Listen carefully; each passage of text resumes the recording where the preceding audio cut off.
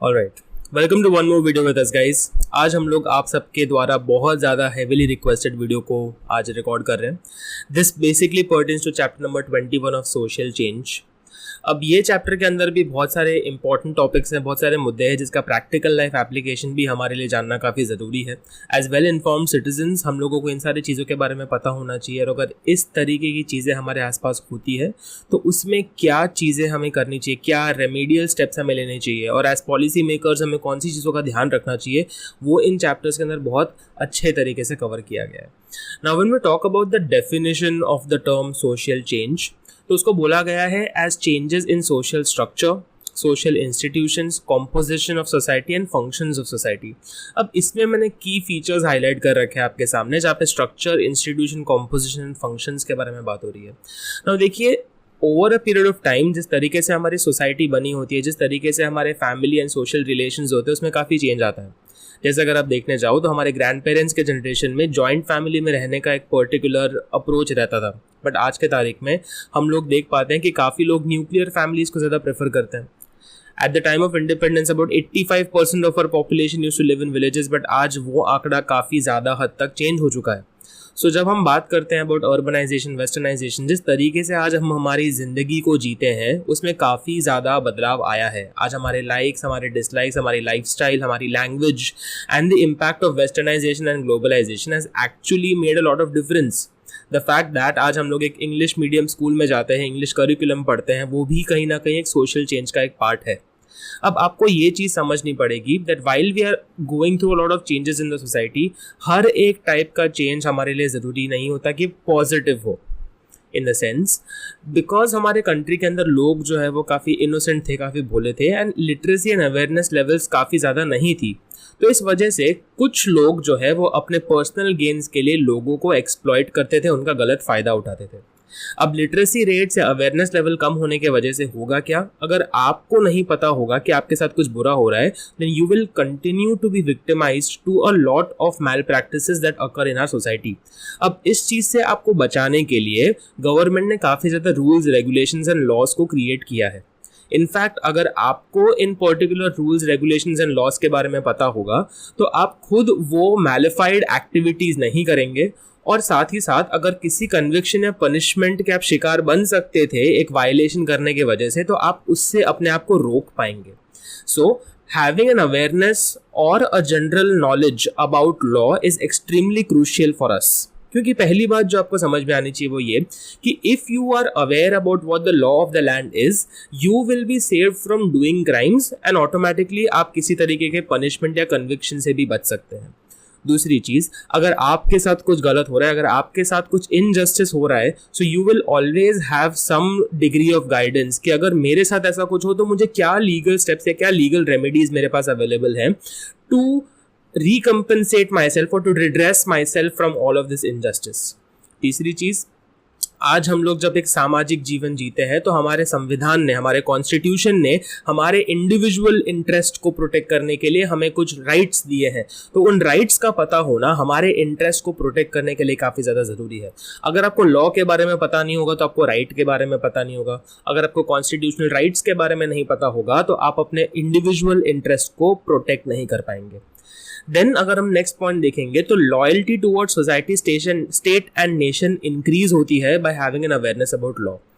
अब लॉयल्टी का मीनिंग क्या होता है कि आप जो है वो अपने आप को अपने कंट्री से ज़्यादा पेट्रियोटिक मानते हो, आप अपने कंट्री के अंदर ट्रस्ट करते हो, फेथ रखते हो। क्यों? क्योंकि आपको ये समझ में आता है कि अगर आप अपने कंट्री के एक सिविलाइज्ड सिटीजन हो तो स्टेट या गवर्नमेंट भी आपकी उतनी ही रिस्पेक्ट करता है by giving you the status that you deserve. Next जो हमारा पॉइंट है is contributes to the formation of a righteous society.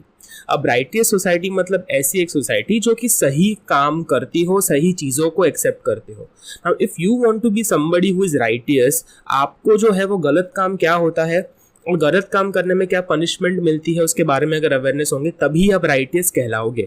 अगर आपको इसी का नॉलेज नहीं है कि क्या सही है और क्या गलत है तो आप राइटियस वे ऑफ लाइफ को कभी भी फॉलो नहीं कर पाओगे, कभी भी एग्जीक्यूट नहीं करवा पाओगे। So having a general knowledge और awareness about law helps us in building a well informed, well educated and righteous society. Lastly अगर हम लोग देखने जाएं तो आज अगर हम लोगों को हमारे राइट्स के बारे में पता है, हमारे रिस्पॉन्सिबिलिटीज़ के बारे में पता है, तो हम लोग एक सेल्फ एस्टीम एंड प्राइड वाली ज़िंदगी जी सकते हैं। आज बहुत बार ऐसा होता है that whenever we are victimize to abuse of power by a government official, तो हम अगर हमारे लॉज, हमारे राइट्स और हमारे रिस्पॉन्सिबिलिटीज़ के बारे में जानते हैं तो वो हमें किसी भी तरीके से फोर्स नहीं कर सकते किसी चीज़ को करने के लिए, किसी भी तरीके से हमें दबा नहीं सकते। In the sense, we will be able to live a life that is full of esteem and pride. The next topic जो हमारे सिलेबस में अभी है राइट्स ऑफ सिटीजन। अब ये जो राइट्स होते हैं, ह्यूमन राइट्स की अगर हम लोग बात करेंगे तो ये सिर्फ एक इंडिया लेवल की बात नहीं है, ये सिर्फ एक डोमेस्टिक या रीजनल प्रॉब्लम या रीजनल इशू नहीं है, ये एक ग्लोबल इशू है। So when we talk about protecting the rights of citizens we need to understand that international level के ऊपर यूनाइटेड नेशंस ने एक चार्टर ऑफ राइट्स 1992 में पब्लिश किया था, जो कि काफ़ी ज़्यादा ह्यूमन राइट्स को ले डाउन करता है। और हमारे कंट्री के अंदर इंडियन कॉन्स्टिट्यूशन ने भी 6 फंडामेंटल राइट्स जो है वो हम लोगों को, हर एक इंडियन सिटीजन को एंश्राइन किए हैं। अब ये सारी चीज़ों के बारे में आपने ग्रेड 9 में भी पढ़ा था, तो आपको at this point of time जो एक चीज़ समझनी है वो आपको अलग अलग राइट्स के नाम याद होने चाहिए, जैसे कि right to equality, freedom, right against exploitation, right to religious freedom, cultural and educational right और lastly right to constitutional remedies. अब ये जो लास्ट वाला जो हमारा राइट है इज़ एक्सट्रीमली एसेंशियल, क्योंकि इसको सोल ऑफ द कॉन्स्टिट्यूशन बोला जाता है। आज हमारा जो संविधान है उसके नाम के अंदर लिखा हुआ है संविधान, मतलब हर एक के लिए equal. Today the rights that are granted to any citizen of our India are devoid of any form of discrimination on the basis of gender, on the basis of caste, colour, creed. तो आज हर एक इंसान जो है वो at least under the eyes of law equal माना जाता है, and that is only because all of these rights are equally given to each and every citizen. अब राइट्स एक इंसान को क्यों दिए जाते हैं? सो दैट वो अपने इंटरेस्ट को और अपने वेलफेयर को इंश्योर कर सकें। अब जो लोग वल्नरेबल होते हैं, मतलब ये ऐसे लोग होंगे जिनको प्रोटेक्शन की ज़रूरत है, उन लोगों के लिए ख़ास तौर पे राइट्स और ज़्यादा ज़रूरी हो जाते हैं। आज हमारे समाज के अंदर हम इंडिया को एक यंग पॉपुलेशन बोलते हैं, जहाँ पे यूथ हमारा जो है वो सबसे ज़्यादा है, एंड स्पेसिफिकली चिल्ड्रन की भी पॉपुलेशन हमारे ओवरऑल पॉपुलेशन साइज के अंदर ज़्यादा आती है। So we have to understand that when we talk about vulnerability of population, it is that section of the society which is least protected in terms of different laws, in terms of being victimized to a lot of exploitation. So आज हमारे country के अंदर children जो है वो least protected माने जाते हैं। बट अगर हम लोग हमारे फ्यूचर की बात करें, अगर एक कंट्री के प्रोस्पेरिटी एंड प्रोग्रेस के बारे में बात करें, so children are going to be the future citizens of a nation. And that is why हम लोग ये भी बोलते हैं दैट अगर हम लोगों ने बच्चों का डेवलपमेंट किया, बच्चों के वेलफेयर के ऊपर फोकस किया, तो ये दोनों चीज़ें हमारे सोशल डेवलपमेंट के लिए एक प्री कंडीशन बन जाती है। मतलब आज हम लोग सोशल एंड इकोनॉमिक प्रोग्रेस को नहीं अचीव कर सकते जब तक हम child development and child welfare पे फोकस ना करें तब तक। आज हमारे कंट्री के अंदर जो है वो चिल्ड्रन को वेलफेयर की इसलिए ज़रूरत है because a lot of children are victims of child abuse and child labour, जो कि इंपॉर्टेंट टॉपिक्स है जो इस चैप्टर में हम लोग पढ़ने वाले हैं। ऑलराइट, अब यूनाइटेड नेशंस ने इंटरनेशनल लेवल के ऊपर चार्टर ऑफ राइट्स बनाया था, जिसके अंदर उन्होंने काफ़ी ज़्यादा जुवेनाइल राइट्स या राइट्स ऑफ चिल्ड्रन दिए गए थे, जिसमें टोटल 7 राइट्स के बारे में डिस्कशन हमने किया हुआ है। एंड यही सारे राइट्स जो है वो इंडियन कॉन्स्टिट्यूशन ने भी अडॉप्ट किए हुए हैं। Now when we talk about all of these 7 different rights which are available to children, उसमें क्या क्या की पॉइंट्स है उसके तरफ हम लोग देख लेते हैं। सबसे पहला बोला गया है right to live without discrimination. आज हमारे कंट्री के अंदर हम किसी भी सुपरफिशियल पैरामीटर के बेसिस पे डिस्क्रिमिनेट नहीं कर सकते कि आप जो है वो अलग जाति को हो, आप जो है हम लोग on the basis of colour, caste, creed, religion, किसी भी बेसिस के ऊपर लोगों के बीच में भेदभाव नहीं कर सकते। सो even children have the right to live without any form of discrimination. दूसरा जो राइट बच्चों को खास तौर पे दिया गया है is the right to get proper upbringing by the parents. आज बच्चे पैदा करने का डिसीजन बच्चे का खुद का नहीं था, उसके पेरेंट्स का था, and as a result of this उसको एक प्रॉपर अपब्रिंगिंग मिलने का पूरा हक है। दूसरी एक चीज़, आज आप किसी भी बेसिस पे बच्चे का ये हक नहीं ले सकते हो, उसके अपने पेरेंट्स से अलग नहीं कर सकते हो जब तक आपके पास एक बहुत ही ज़्यादा सॉलिड ग्राउंड या बहुत ज़्यादा जस्टिफाइबल रीज़न ना हो। ओके, थर्ड पॉइंट जो हमारा है वो है राइट टू गेट एजुकेशन। आज हर एक पर्सन को जो है वो एक कानूनी हक मिलता है, वो एक genuine fundamental right मिलता है, that you have the ability to get education, because only on the basis of this education can you ensure that you develop a personality. आप अपने सोच विचारधारा create कर सकते हैं. You can discriminate or distinguish between right and wrong. If you do not have that education, you will not be able to fight for your own rights. You will not be in a position to take care of your own interest. Next जो हमारा right है is right to a healthy life. आज किसी भी बच्चे के पास जो basic needs होती हैं वो फुलफिल होनी चाहिए, जिसके अंदर एजुकेशन के साथ साथ लाइफ भी बहुत इंपॉर्टेंट है, which covers your medicine, your nutrition, access to health care facilities. ये सारी की सारी चीज़ें बच्चों को मिलनी चाहिए. They have a right to live a happy and merry life. Next जो हमारा राइट है is the right to conserve culture. आज हमारे इंडिया के अंदर कल्चरल डाइवर्सिटी काफ़ी ज़्यादा है. We are a country of multiple languages, multiple religions, multiple lifestyles, and each and every individual has the right to preserve और conserve his और own culture, because that's a part of his identity, and you have the entire right to practice a particular lifestyle the way you desire to. तो वही चीज़ आज हमारे rights of children में भी carry forward होती है.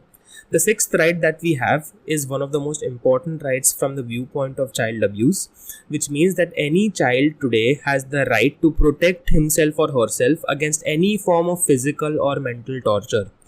मतलब आज किसी भी बच्चे के पास एक ये कानूनी हक है कि अगर उसके साथ किसी भी तरीके से कुछ बुरा हो रहा है, किसी तरीके का टॉर्चर हो रहा है, चाहे वो फिजिकल टॉर्चर हो या वो मेंटल टॉर्चर हो, तो उसको कॉन्स्टिट्यूशन प्रोटेक्ट करने का एक प्रोविज़न देता है. Lastly, a child also has the right to obtain security and ensure a proper standard of living against any sort of pressure, against any sort of physical injury or harm, and at the same time has the right to preserve himself in the process of social development. आज एक बच्चे की जिम्मेदारी जो है वो हमारा समाज लेता है, उसके पेरेंट्स लेते हैं, गवर्नमेंट लेती है, और उसी राइट के थ्रू उसके पास एक security, physical security, mental security का एक प्रोविजन कॉन्स्टिट्यूशन के अंदर भी हमें दिया गया है.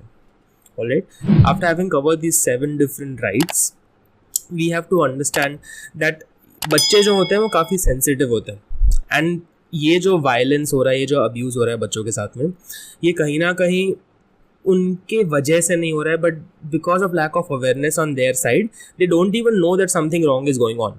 आज अगर आपके साथ कुछ बुरा हो रहा हो ना, तो अगर आपको पता नहीं है कि सही गलत क्या होता है, तो आप पता ही नहीं लगा पाओगे कि एक्चुअली क्या मैं विक्टिमाइज हो रहा हूँ या नहीं हो रहा.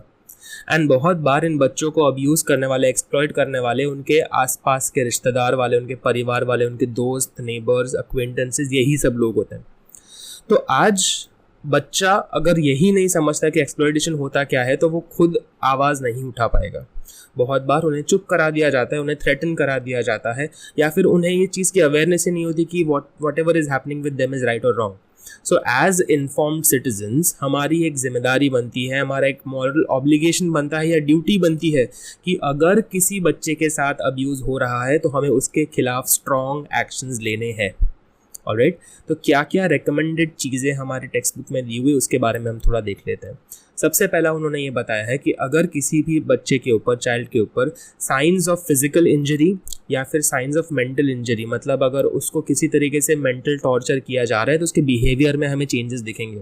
अगर ये सडन चेंज इन बिहेवियर आता है, तो we have to ensure that the child is able to get appropriate medical care, चाहे वो फिजिकल इंजरीज़ के लिए क्यों ना हो या फिर वो साइकोलॉजिकल हेल्प के लिए ही क्यों ना हो. ऑलराइट, दूसरा जो पॉइंट है वो ये है दैट आज कोई भी बंदा या कोई भी छोटा सा बच्चा अगर अब्यूज़ का शिकार बना है, तो बहुत बार एक्चुअल इन्फॉर्मेशन अबाउट हैरेसमेंट को प्रेजेंट करने से डरेगा. उसको खुद को शर्म आएगी, उसको डर लगेगा, उसको लगेगा कि लोग उस पर चिल्लाएंगे, उसकी गलती मानेंगे, और इस वजह से वो बहुत बार इन सारे इंसिडेंसेस को रिपोर्ट नहीं करते, उसके सामने चुप्पी रखते हैं. तो इसमें जिम्मेदारी आ जाती है पेरेंट्स की कि आपको अपने बच्चों को कॉन्फिडेंस में लेना है, उनमें विश्वास जगाना है, और अगर उनके साथ कुछ गलत हुआ है तो उस पर्टिकुलर ऑफेंस के लिए आपको लीगल स्टेप्स ज़रूर लेने हैं. और ऐसा नहीं है कि just on the basis of your से आप कुछ डिसीजंस ले लो. आप गहराई में उतरो, फैक्ट्स कलेक्ट करो, ट्रूथ्स को जानो, और जो भी गिल्टी इंसान होगा उसको पनिशमेंट दिलाओ. ये चीज़ हर एक नागरिक की जिम्मेदारी में आती है. थर्ड पॉइंट जो हमें बताया गया है वो ये है कि बाय चांस अगर हमें किसी रिपोर्टेड क्राइम के थ्रू पता चलता है कि XYZ पर्सन एक विक्टिम है चाइल्ड अब्यूज़ का, तो हमें किसी भी तरीके से उसे निगलेक्ट नहीं करना है, उसको नीचा नहीं दिखाना है, उसका मजाक नहीं बनाना है. We don't want to treat them with disdain और neglection. We should be very patient with them, we should be warm, we should be affectionate towards them, और हमें किसी भी तरीके से उन्हें अपनाना है, क्योंकि आज वो खुद एक बहुत ही ज़्यादा फिजिकल या मेंटल ट्रॉमा से गुजर रहे हैं और हमारा उन्हें सपोर्ट करना एक जिम्मेदारी या कर्तव्य का पार्ट बन जाता है. The next topic that we have right now is about child labour. अब चाइल्ड लेबरर है कौन? उसका डेफिनेशन सिंपल सा है कि अगर आप एक ऐसे लेबरर को एम्प्लॉय करते हो जिसकी उम्र 14 साल से कम है तो उसको चाइल्ड लेबरर में क्लासिफाई कर दिया जाएगा. आज यूनिसेफ की एक रिपोर्ट के अंदर क्लियरली ये मेंशन किया गया है कि इंडिया के अंदर highest number of child labourers हैं, चाहे वो ऑर्गेनाइज मार्केट में हो या वो अनऑर्गेनाइज मार्केट में. It is shocking for us to observe that एक ऑर्गेनाइज सेक्टर में भी चाइल्ड लेबर प्रैक्टिस किया जाता है, जबकि वो कम्प्लीटली अगेंस्ट द लॉ है. बट फिर भी ये चीज़ हमारे कंट्री के अंदर काफ़ी रैम्पेंटली प्रैक्टिस की जाती है. अब इसके पीछे के कारण क्या है वो थोड़ा समझ लेते हैं. पहली बात, बहुत बार जो है वो पेरेंट्स की इकोनॉमिक स्थिति इतनी अच्छी नहीं होती है और वो उन लोगों को इन सारे राइट्स और एक्सप्लॉयटेशन के बारे में पता भी नहीं होता. So as a result of the poverty and illiteracy they would sometimes push their own children to work. अब इनकी फैमिलीज़ जो है वो यूजुअली काफ़ी बड़ी रहती है और काफ़ी ज़्यादा एडल्ट्स को भी अनएम्प्लॉयमेंट का जो कॉन्सिक्वेंस है वो फेस करना पड़ता है. As a result of that बच्चों को जो है वो अपना बचपन छोड़ के जिम्मेदारियों का बोझ उठाना पड़ता है. As a result they are forced to do labour work, sometimes in exchange of shelter और फूड और very minimum wages. Now why do you think businessman would choose to adopt और employ child labourers in comparison to adult? क्योंकि इसमें उनका काफ़ी ज़्यादा फ़ायदा हो जाता है. पहली बात तो ये कि चाइल्ड लेबरर जो है वो इजीली अवेलेबल हो जाते हैं, ख़ास तौर पे उन इकोनॉमिक सेगमेंट्स में जहाँ पे गरीबी बहुत ज़्यादा है. दूसरा, चाइल्ड लेबरर्स जो होते हैं उनको जो पगार देना पड़ता है वो काफ़ी सस्ता होता है. So therefore they become the cheapest factor of production. उनसे ज़्यादा काम करवा सकते हैं बहुत ही मिनिमम वेजेस पे करके. अब तीसरा जो पॉइंट है, क्योंकि बिजनेसमैन जो है वो इन लोगों के पास से काम करवा रहे हैं और उन्हें पता है कि ये जो बच्चे हैं ये काफ़ी अनऑर्गेनाइज्ड हैं. अनऑर्गेनाइज्ड का मीनिंग क्या होता है कि वो किसी गलत चीज़ के सामने आवाज़ नहीं उठा सकते. आज अगर आप एडल्ट लेबरर्स के साथ काम कर रहे हो तो वो अपने आप को एक लेबर यूनियन में ऑर्गेनाइज कर सकते हैं और वो जो है वो गलत एक्शंस के खिलाफ आवाज़ उठा सकते हैं और गवर्नमेंट उन्हें सपोर्ट भी करेगी, एनकरेज भी करेगी कि ये सारे एक्सप्लॉयटेटिव प्रैक्टिसेस को हमें बंद करना है. बट अगर हम बच्चों के बारे में बात कर ले तो वो बिल्कुल भी आवाज़ नहीं उठाएंगे, वो प्रोटेस्ट नहीं करेंगे. क्यों? क्योंकि उनको धमका के रखना काफ़ी आसान होता है, उन्हें पैसे का लालच देना काफ़ी आसान होता है. And that's exactly the next point, which means that it is easy for a businessman to threaten और tempt a young child to work at less wages for very long hours and force them to work under harsh or hazardous situations or conditions. Alright. Last जो हमारा point है वो है lack of education facilities in poverty. बहुत बार जो है वो एजुकेशन का एक्सेस ना मिलने के वजह से घर पे बच्चा बैठ के करेगा क्या, उस चक्कर में उन लोगों को फोर्स किया जाता है पेरेंट्स द्वारा कि आप बाहर जाइए, कमाइए, क्योंकि घर की जो परिस्थिति है, इकोनॉमिक परिस्थिति है, वो उतनी सपोर्टिव नहीं है और उनकी गरीबी में बच्चों को जो है वो as economic participants in households देखा जाता है rather than people who need nourishment and support from the house.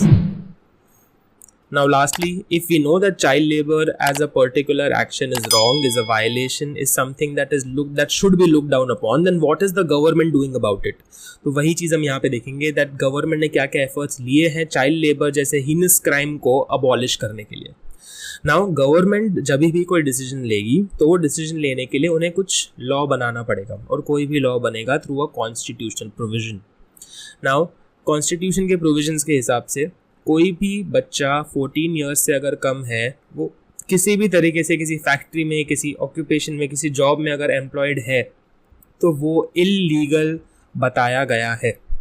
So you cannot employ anybody under the age of 14 years for any factory, occupation और job. दूसरा ये बोला गया है कि किसी भी चाइल्ड के पास ये एक राइट है that child cannot be exploited and his childhood or teenage years cannot be taken away from them. They cannot be devoid of any moral security and physical comfort. से हमने juvenile rights में भी देखा था that आज किसी भी बच्चे के पास ये हक होता है कि वो अपने पेरेंट्स के पास physical as well as mental safety ensure करवाए. लास्टली उन्होंने ये भी बोला था कि कॉन्स्टिट्यूशन के अंदर एक प्रोविजन बनाया गया था कि 10 साल के अंदर अंदर गवर्नमेंट को ये इंश्योर करना पड़ेगा कि जो 14 ईयर्स के नीचे बच्चे काम नहीं कर सकते उन्हें कंपलसरी एंड फ्री एजुकेशन पहुंचाया जाए। इस चीज़ के लिए हमने राइट टू एजुकेशन 2009 में इनैक्ट किया था, जिसको central governments and state governments ने इम्प्लीमेंट किया था, जिसको हम लोग कॉमनली सर्व शिक्षा अभियान के थ्रू भी जानते हैं। इस राइट टू एजुकेशन की चर्चा हम लोग इस चैप्टर में आगे भी करेंगे। ये वाला वीडियो थोड़ा लंबा बन चुका है तो इस वीडियो को इधर तक कट करेंगे। बहुत ही जल्दी दूसरा पार्ट भी मैं रिकॉर्ड करके आपके लिए अपलोड करने ही वाला हूँ। So that's going to be it from me for this particular video. Keep showering us with your love, support and comments. जो भी आपके डाउट्स होंगे, जो भी आपको दिक्कतें हो रही हो, वो प्लीज़ कमेंट में नीचे लिखिए, तो मैं नेक्स्ट वीडियो के अंदर या फिर एक सेपरेट डेडिकेटेड वीडियो बना के उन चीज़ों को भी रिजॉल्व करूँगा। That's going to be it from me. Thank you so much.